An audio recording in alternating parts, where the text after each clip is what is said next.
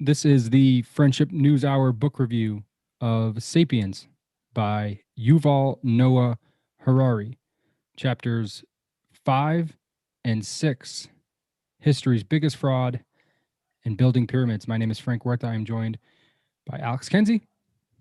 Hello. How you doing? Doing well, man. Enjoy these chapters very much. Very interesting. Before we get to those, let me just recap where we were at in the past podcast. We did chapters 2, 3, and 4, and basically told us that 70 years or 70,000 years ago, sapiens left Africa. 45,000 years ago, we crossed the sea to Australia. We went through a cognitive revolution, and there are theories as to why. Nothing was really concrete. But in any case, we separated from our brethren, our other humans, and evolved to survive and thrive and prosper. Our early days consisted of straight foraging for food, living off the land, living very nomadic lifestyles, not really settling down anywhere.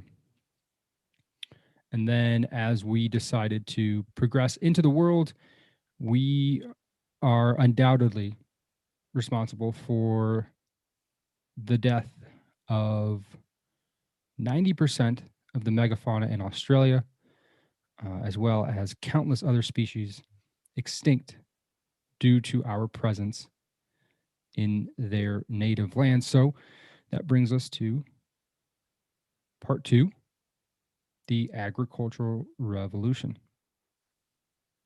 Starting with chapter 5, History's Biggest Fraud. What'd you think of this chapter? I liked it, man. It was really interesting to see, to hear. Really interesting. I say that all the time. I need to stop saying really interesting. It was very informative to find that we didn't domesticate wheat. It domesticated us, which I thought was a really cool way to look at it and think about it. And it's true.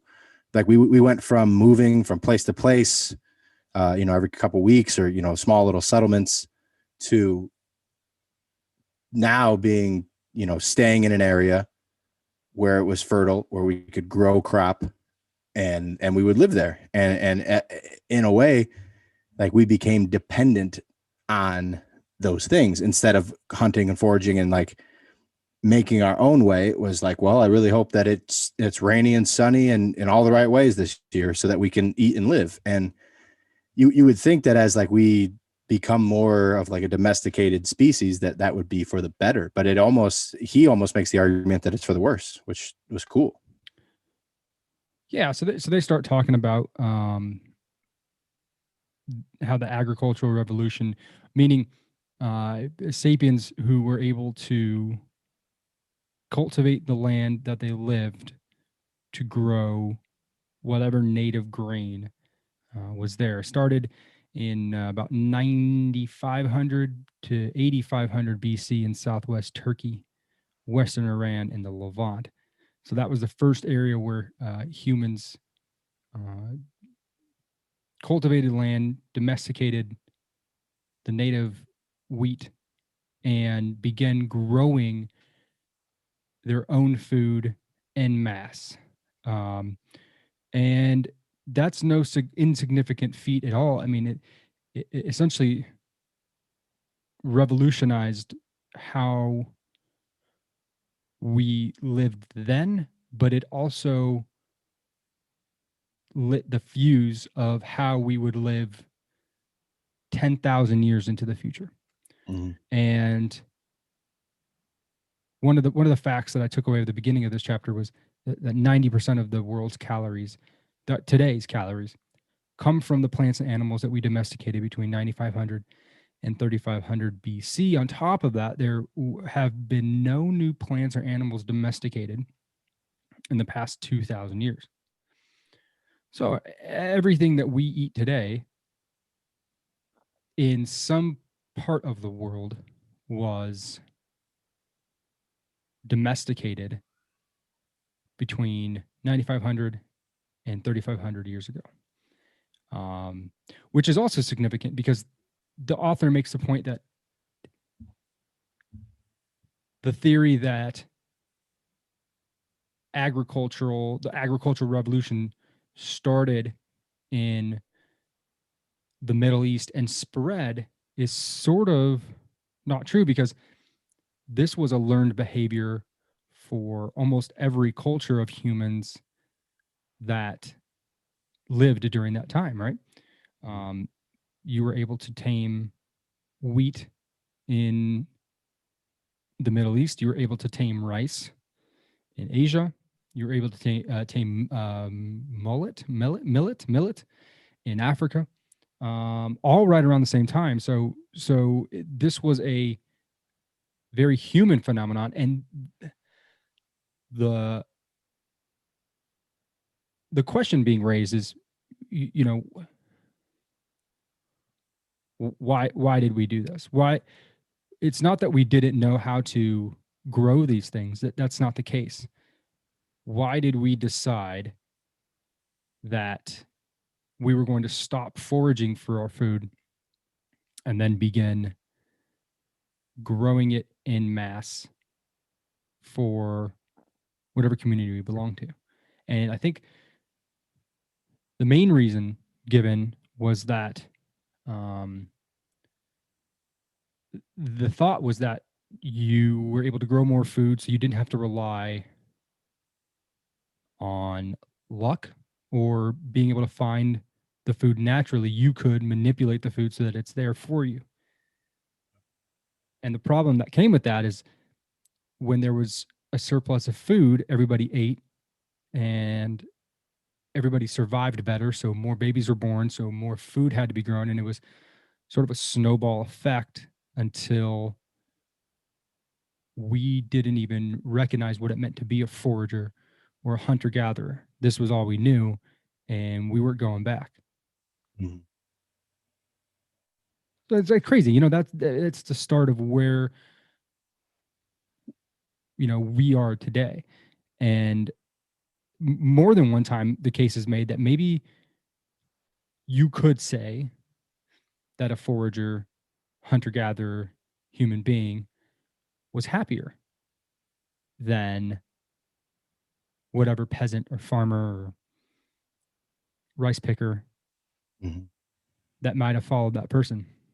For sure. He definitely references that. And I thought like the most astute thing that he said uh, in this chapter, in chapter 5, was that a evolutionary success is based on the number of copies of its DNA.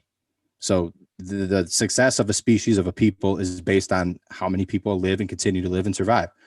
And although we might not have had as good of a life, as good of a diet, as we might have had quality of life when we were hunter and gatherers, we were able to, like you said, set up communities, always be able to feed people and live and survive in places where we never maybe could have before, or like the weather could have taken out a whole group of a whole clan of people. And what he also references that child mortality during this time, it soared. One of every 3 children died before they were 20. But there were still so many births because we were able to stay and live and reproduce. Even though the conditions sucked, we were still pumping out humans. And they referenced Jericho at around 1300 BC. Jericho supported around 100 people. By 8500 BC, it supported 1,000 people. Although they suffered in like cramped living and disease and suffering and all the, terrible quality of life probably in comparison to when they lived in a group of 100. But they were, and not to mention that the food sources that we were growing in the ground, this wheat, was and still is like super not good for us. Like it lacks a ton of nutrition. It doesn't provide very many nutrients at all. And like you mentioned in the beginning, we domesticated Homo sapiens and not the other way around, particularly if you're going to look at success in terms of replicating the DNA or the, I guess, what is a plant made of? Is it made of DNA? Yeah. Oh yeah. Yeah, I guess, suppose, I don't know. Chlorophyll. But we'll use that metaphor here. You're replicating the DNA of wheat a Hmm. million times over. Who's got it better? Humans or wheat, right? Well, the wheat has taken over. There is 870,000 square miles of wheat worldwide. That's ridiculous. Um, reading, paraphrasing from the book here, the agricultural revolution was a trap.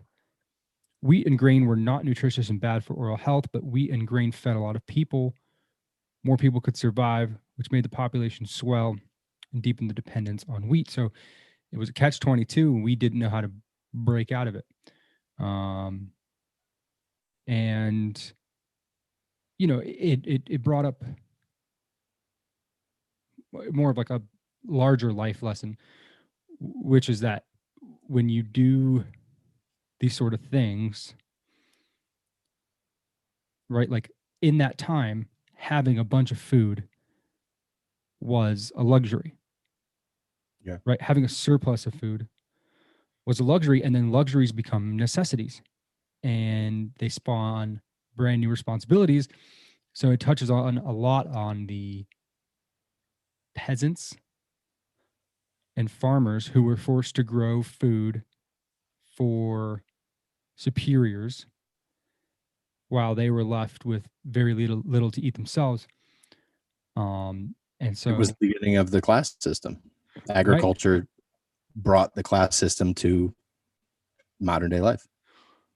right, and nobody at the time,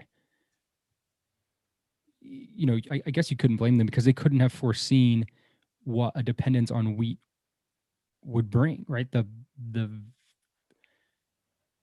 the strict dependence on one food source, what that would mean for the world. And like you said, it involved, you know, the forging of these hierarchies, because you're going to have hierarchies regardless of anything, right? Unless you're in a tribe, like we mentioned in our previous episode, 150 people. It's about all you can really form a personal relationship with. So when you get bigger than that, you're going to have to form hierarchies. And if you know a way to feed your nation, your group, your community, your kingdom, whatever, then you're going to use your power to make sure that happens, come hell or high water. Um, Yeah. And then, Mr. Harari goes to say that in order to do this and survive successfully with all these people in groups, over 150, and when you get to Jericho, where you have 1,000 people, the best way to do that is to, I mean, in a way, use the human imagination to build a network of mass cooperation. So whether that's religion, laws, whatever, what have you, that is how you control or govern over a large group. And that's that, with the combination of the class system, brought order in a way. yeah, that's right around where chapter 5 ends, talking about um, the drawbacks of the agricultural revolution, what it really meant as we know it today, what it really meant, right? Taking all of that history in at one time, what can we decipher from that? And I think the consensus is that it wasn't great, but at the same time, what it offered was the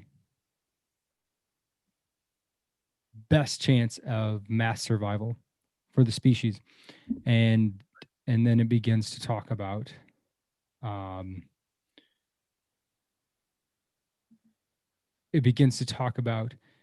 the, I guess you would say, modern day sapien. Well, we'll get in chapter 6. Chapter 6, called Building Pyramids, starts by talking about um, up until around 1500 AD, 2% of the Earth's livable surface housed all of the sapiens, or the majority of them, right? Mm. So they all lived in a very small, concentrated area in Europe, Eurasia, the Middle East, some in Africa, some in Asia, but for the most part, it was all in a concentrated area. And then it talks about it uses that to kind of coincide with the fact that in 10,000 BC, so we're going way back, 10,000 BC, there was about 6 to 8 million foragers. You fast forward to 1 AD, and there's 250 million farmers.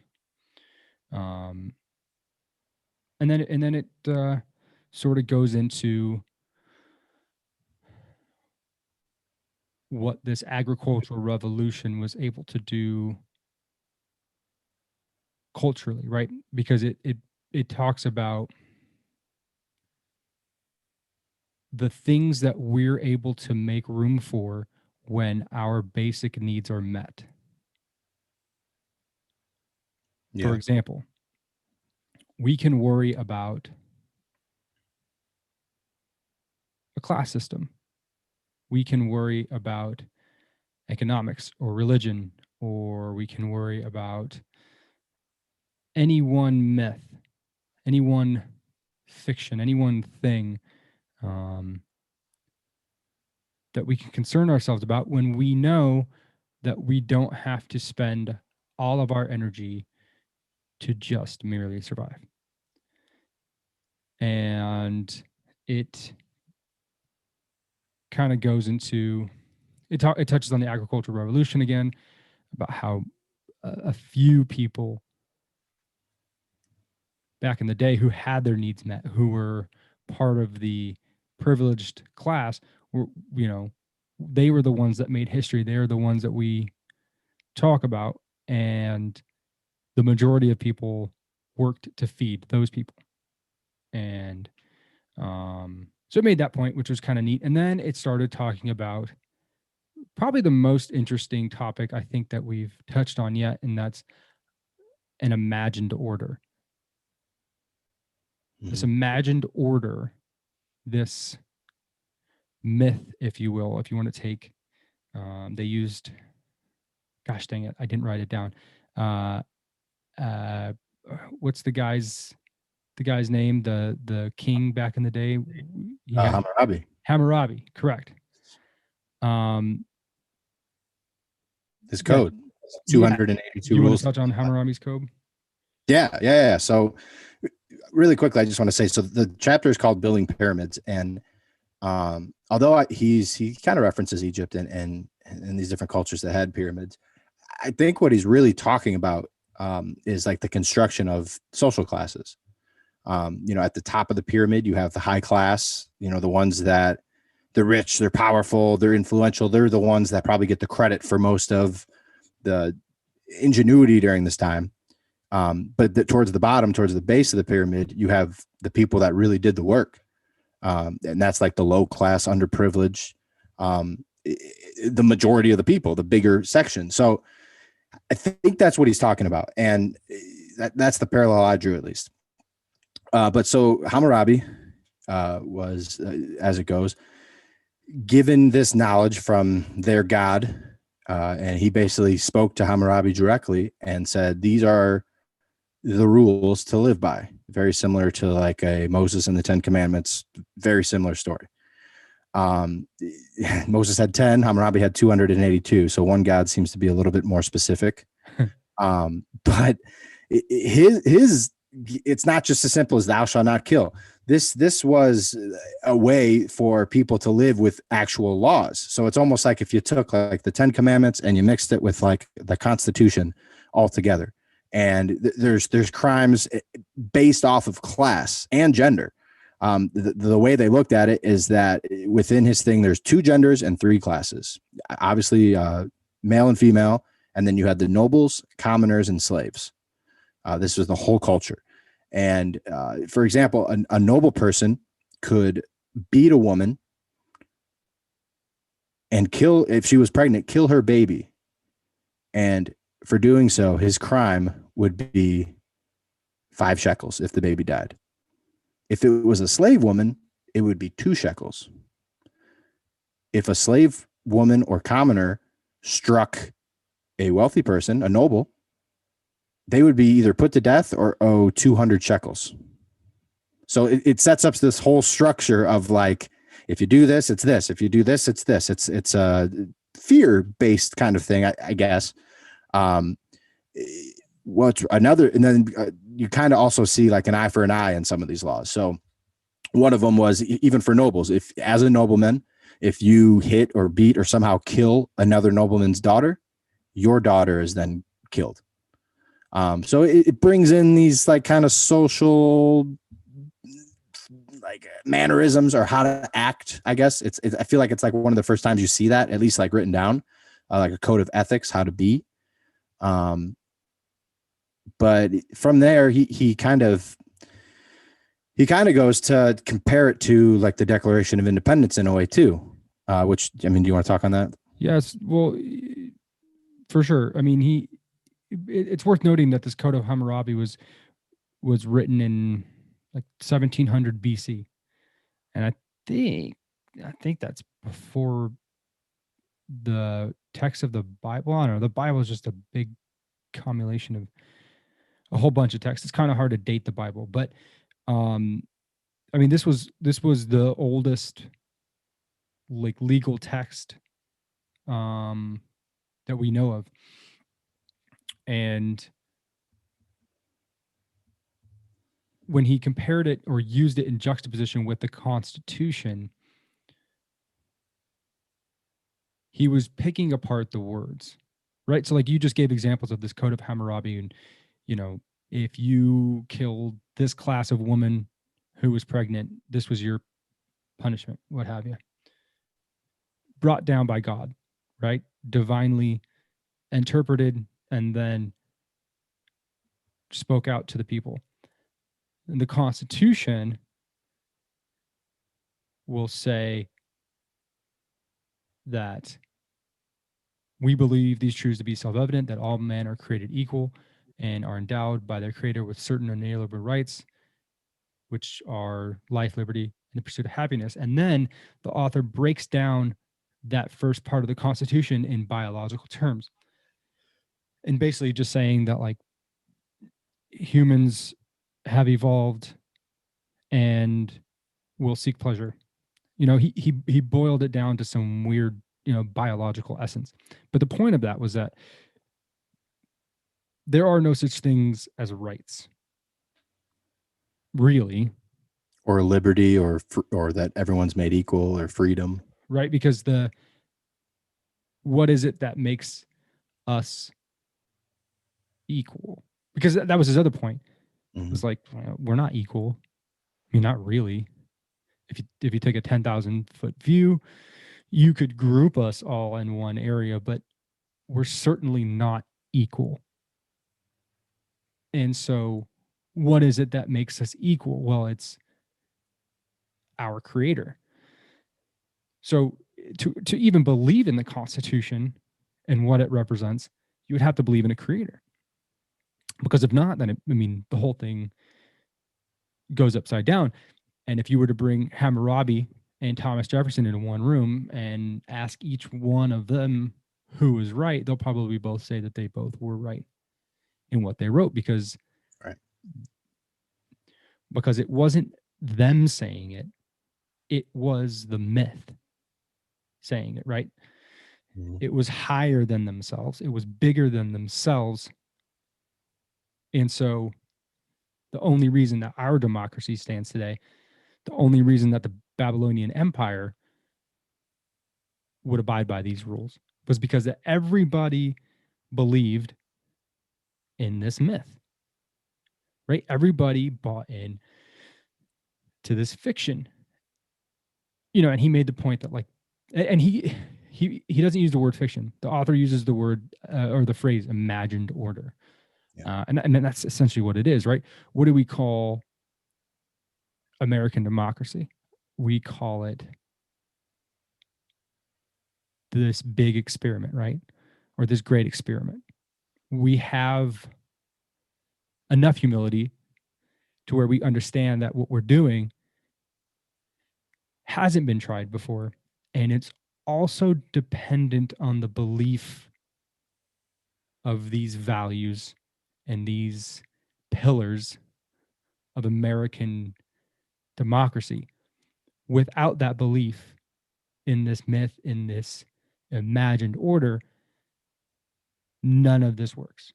Mm. So, crazy interesting to think about it, right? I mean, I guess we all know it, but when you look at it and you bring it up through the ages and these giant institutions like the Catholic Church or Islam or Judaism, right? Like these things cannot exist without millions of people believing in it. And he kind of doesn't really blur any lines between believing in, Jesus Christ as your savior or, you know, any other religion. He doesn't blur any lines with believing in the state of France or the euro as a currency, right? We call it the US dollar fiat currency because it only has the value of which we all believe it has, right? It's not really Mm. backed up by anything. So it basically saying all of this stuff is imagined. It's all imagined. And it was cool. It was cool to hear because I remember way back in like 2016, I had this thought, and I don't know if it was because I was reading this book or not. I don't think so, but I was in a little bit of debt, and I was really upset about it. Stressing me out. And then one day I had this thought. I was like, shit's not really real. You know, it Mm. was thought up by somebody. It's just an idea. Now it affects my life because we all collectively believe in it. But to have that thought, it was just so freeing. It was just like, oh, what are you worried about? Like it's not really something that truly matters when you get deep down into it, right? You can make this worse or you can make the situation better, but at the end of the day, it's imagined order. Do you find it necessary, or do you find it interesting that things like religion, things like believing in a government, believing in money, like a control system, as imagined as it may be, Harari makes the case that it's almost necessary to survive and like prosper for any amount of time. I don't know that it to say that it's necessary. For me is kind of a stretch because it's like it's necessary now, but that's just because of where we're at, right? Mm-hmm. Like that's just because of where we've come. That's why it matters. But like Uh, any society that thrived through the last thousands, 10,000s of years, like seem to have uh, these these ideas, like these things, that these myths, these common things that they can latch on to, come together with and thrive together under, whether it's laws, religion, like whatever the system is. It seems like something about that is necessary for well, yeah. humans to like. The author's words is that imagined order is the only way that large groups of sapiens can cooperate effectively. Exactly. And Yeah. that kind of struck to me, right? Because like you said, is all that necessary? And it's like you can say it is or isn't, but we have the blueprint, right? We know what it looks like. And I think we can understand or at least appreciate that these things are incredibly potent, these imagined orders, you know, these decrees of how we should go about our lives. Um, you know, people are prone to violence when you attack one or the other. So yeah, I mean, like, I do think it's very, I do think it's really cool that we're able to develop these kind of things and more so than that, that we're able to want to cooperate. But to that effect, the author did mention that when we're born, we don't really have any of what we have now as far as an imagined order or a belief in one economic system over another, right? It's all culturally kind of imprinted on our brains. Mhm. So not only did one person or a group of people have to think of this thing, but it had to be believed by so many people through so many different years, um, that I don't know, that's just, it's a mind-boggling thing to think about, this Yeah. behavior of ours. Mhm. And I kind of like how he rewrote the life, liberty, and pursuit of happiness line too. Like the way he rewrote it said that if it was true to what the world and what evolution and everything has really been, that line should read, we hold these truths to be self-evident, that all men evolve differently, that they are born with certain mutable characteristics, and that among these are life and the pursuit of pleasure. Yeah, yeah. That's so So, much better put. well, maybe. I mean, it kind of goes to his point about, you know, it's, I guess, so you could say it's better put, but you're looking at it purely from a biological perspective as he described it. So, Mhm. is that good that we look at things with just that biological perspective? I think, the point he was trying to make was that the reason that we believe in something like the Constitution is because we, at least when it was created, believed in a creator, Mhm. you know, and it was obviously shaped by Judeo-Christian values. And, this chapter talks a ton about, the romanticism of, like the romanticism of consumerism, um, or just romanticism in general. It's a very Western cultural kind of deal. So this Constitution that we all believe in, it falls right in line with our beliefs in a creator, and our a romanticism with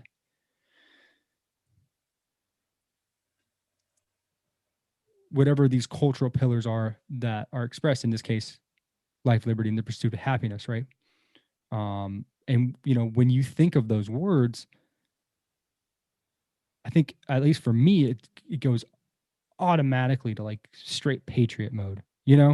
I think of founding fathers. I think of, you know, this country and all of the glory and all of the great things that we've done, and the hyper advancement of the our species because this country exists.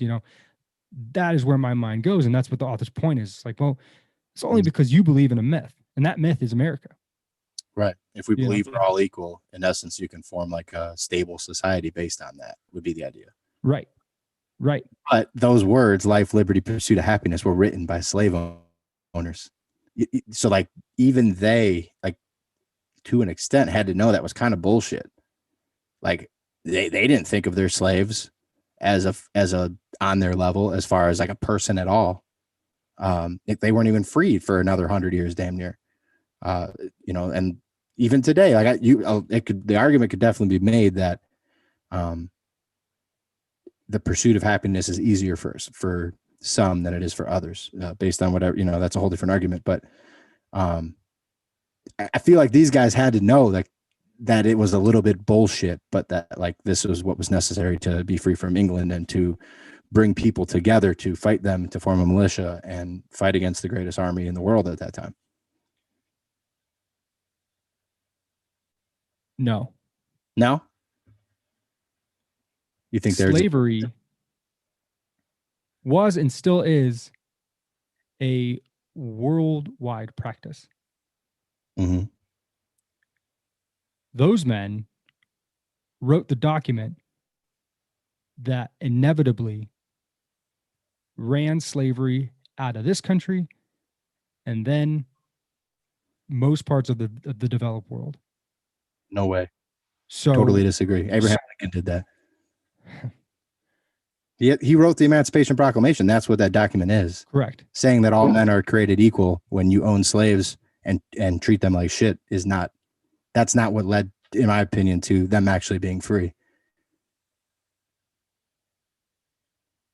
There is only one document in the history of the world that has inspired and motivated people towards freedom. And that is the Constitution of the United States. None of what has happened in the past 250 odd years of this country, good, bad, or indifferent, could have happened without that document as the backbone.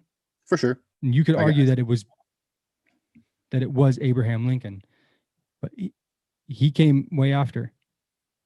He was using the tools that he had as an American. So, I mean, if you want to talk about something like that, do I think that they thought it was bullshit what they were writing? Maybe. Did they think that they were writing the document that would one day free all people? Maybe. That might be my romanticism peeking out a little bit. But no, I don't think that. And you think they just didn't think of slaves as people, as men on their level? I think that they thought that was not the battle for them to fight at that time. I mean, think about it. They just defeated their rulers, right? They themselves were just freed.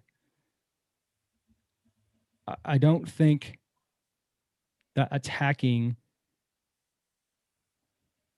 the number one labor force of the country was the first thing on their docket. But if they're for freedom, why would they not take the steps to free all? Like, why is it okay for them to break away from the King of England because they didn't like that he was taxing them and governing their lives day to day? But yet it's okay for them to buy humans and force them to work for them and grow entire economies off their backs, but yet say that we're all equal. Yeah, I mean, I'm not disagreeing with the hypocrisy of it all, right? I mean, it exists. Yeah. It's interesting to me. I looked up quick. 17 of the 55 delegates that signed the Constitution owned a total of 1,400 slaves combined. And of the first 12 presidents, 8 were slave owners. So yeah, it's just if it didn't inevitably lead to all men being free, all women being free, the pure advancement of freedom up until we got now, which is like, I mean, I'm not saying freedom is overboard, but I think our idea or acceptance of what freedom is, it's in hyperdrive. We don't tolerate any bullshit, right? And I think it's easy for us to like armchair quarterback what it meant to be those people in that time. And I don't think we have the slightest clue. Moreover, going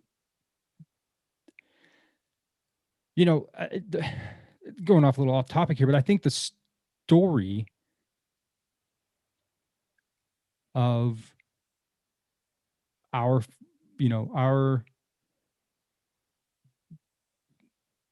story of the Black people in America who are descendants of slaves and the mistreatment thereafter when they were freed really have like the most beautiful story, because any Black man standing today, if they come from a lineage of slavery, their ancestors were not free and they are. And that to me is like the most beautiful thing ever. I mean, like, what greater story do you want? More recently than anybody in this country, probably, unless you're an immigrant from somewhere else where this happened, you were a descendant of somebody who didn't start off free in this country. And now you have the ability to do whatever you want. And the greatest country to ever exist. And I think that is just, I think that story's been robbed, or that message has been robbed. I think it's been diluted with just a bunch of nonsense, if you ask me. Anyway, I jump off my soapbox here. I got really off topic, but Sure. Yeah. What I was really, I'm not saying like tear down Mount Rushmore, change our money. I'm not even saying that. Like, I'm not trying to bash on these founding fathers. Like, at the time, they did do something, and they set up, they found out a foundation for us to all be here and live here. Whether we became free or not free at different times. I guess what I'm just saying is, I feel like when they wrote that, they had to know that they were making up one of these falsehoods or one of these myths in a way for the greater good. Like, I can't think that they actually believed that everyone was created equal when they owned 1,400 slaves, between 17 of them. That's all I'm saying. I'm agreeing with, like, I think this falls in line with like a religion or anything else, where like they knew that if this is how it was written, if this is what we tell people, if we are perceived as all free and equal, that everyone will band together in these United States of America will grow and prosper. And we did. yeah. But again, that was the theme of this chapter, was that we're always building pyramids, right? And to use your example, the pyramid of America, at least in our early days, was built off of the availability of free slave labor, right? Even if you want to take it to an extent, like, who do we think about when we think about exploring the West or mapping out parts of the country, Christopher Columbus. or a little bit after that. I was going more so. Oh, Park. Yeah, right. I mean, is it inconceivable to think that the clothes that they used were processed and manufactured by slave labor, or that the cigarettes they smoked were grown by slave labor, right? You don't hear about any of that. You hear about Lewis and Clark discovering the West. And I'm just making an example there, but the point of that was that, history is not written by the people who are on the bottom. Mm-hmm. And to tie it all back to the 5th chapter, the agricultural revolution, while it has brought us the prosperity that we see today, you certainly couldn't tell a slave or even a poor farmer in medieval times that, oh, it's all going to be all good because in 2021, we're all going to be great. We're all going to be fantastic. Things are going to be better than ever for almost everybody. So just hang in there. They didn't give a shit because they didn't know what was going to happen tomorrow. So it is a very cool way to look at history, to remember that these things that we view on a macro level that we see as positives today certainly did not come without some strife. And maybe even, we were sold a bill of lies about things like the agricultural revolution and how good it was for humanity. Yeah. What I do like as I'm watching this book kind of unfold, or page through, however you want to say it, is that now we're getting to things that are like facts. Like Right. At the first couple chapters, it was kind of loosey, and I think you even said that earlier, but it was kind of, loosey goosey, kind of drawing from a lot of different stuff. We're looking at, information from 15,000 years plus all the way back to 70,000 years. It's hard to speak in truths necessarily. And now we're seeing, like, this is what happened. This is things that we know. Yeah. Yeah. We're at least fairly confident about. Yeah. There's date ranges, but we've narrowed in pretty close. Mm-hmm. Yeah. So I'm really excited. And we're through chapter 6 of, I think it's 15, I think. It's just, man, there's just so much information like ahead of us. I'm excited. Yeah. So next time we're going to wrap up part 2, the agriculture revolution, with chapter 7, memory overload. Excuse me, memory overload. Chapter 8, there is no justice in history. So looks like it's going to get a little hairy. Oh yes. And it's Yeah, 20. pretty excited. So appreciate you guys listening. This has been a book review of Sapiens by thank you. Yuval Noah Harari. Yuval Noah Harari, chapters 5 and 6. Till next time.